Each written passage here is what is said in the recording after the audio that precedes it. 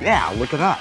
Hello and welcome to Xplay. On today's show, we have a game full of fast-running zombies who sprint like Carl Lewis. And an empire-building sim that sadly has no zombies. Plus, we explore the downside of Splinter Cell Chaos Theory co-op play. And if you're poor like us, we have a look at a game that's offering $1 million prize to its players. And finally, later in the show, we review the game that mixes Star Wars with Halo, Republic Commando. It has the scariest giant Wookiee since the Star Wars Holiday Special. B. Arthur.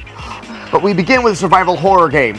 If you've been watching the show at all, you know that we love Resident Evil 4. In fact, we hope that it will do for the GameCube what Grand Theft Auto 3 did for the PS2. And as many of you know, the success of GTA 3 inspired dozens of cheap clones, from Roadkill to Narc. Well, now it's Resident Evil 4's turn to get cloned.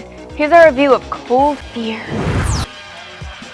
Covering horrible violence with adorable animals just never loses its charm. Well, if zombies aren't your thing, maybe micromanaging the lives of tiny people is your cup of tea. However, if that's true, it means you scare easily, but you're also a megalomaniac. A megalomaniac who might enjoy this review of Heritage of Kings, The Settler. You did not just do that with the bird poo. If you want to play a good strategy game, try Warhammer 40,000 Dawn of War or EA's Battle for Middle-earth. Don't play something called The Settlers. And don't do what that man did with the bird poo.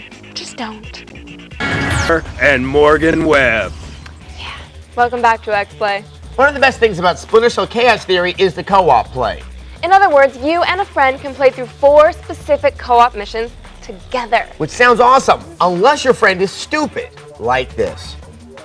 We were gonna call that piece Splinter Cell Co-op Theater, but then we worried people would think it was a theater cooperative done with Splinter Cell. Although their production of Waiting for Godot would be riveting. I'd also like to see the works of Eugene O'Neill performed by stealth assassins. You could do Long Day's Journey into My Fist. And Morgan Webb. I'm only 1 calorie. Welcome back to Xplay. Earlier in the show, we told you that one of today's games was offering its players a massive cash prize. But did we mention it was an online game that you play with thousands of other people? We didn't? Consider yourself warned. Here's our preview of Rill, Path of the Emperor. Yes, the makers of Rill claim that at E3 2006, they will have the best Rill players in the world compete for $1 million prize. These are the best players in the world, as long as they are residents of the US or Canada. Lo siento, Mexico. Hey yo brother, what's happening? It's me on the phone, I'm rapping. People who are not going to hold your lightsaber. Adam Sessler and Morgan Webb. Welcome back to Xplay. We've reached the end of the show, and that means it's time to give you our verdict on one of the biggest Star Wars games of the year. At last year's E3, this was by far the coolest thing we saw from LucasArts. Except for Lego Star Wars. Except for Lego Star Wars. But this game is a little like Halo, set in the Star Wars universe. And in the Star Wars chronology, it's set right before Episode 3 begins, just to get you all excited for the movie's release in May.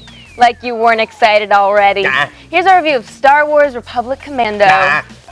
Okay, now that game is not to be confused with Republican Commando, which is where you play Tom DeLay and you control a squad of lobbyists, and the final boss is the liberal media. That's gorgeous. Now, I think this is the first Star Wars game since the Atari 2600 with no opening crawl. You know, that's the thing. It was a long time ago. It takes forever, and you like skip through it, and you can't. But I think you pretty much know what happened if you saw Episode 2.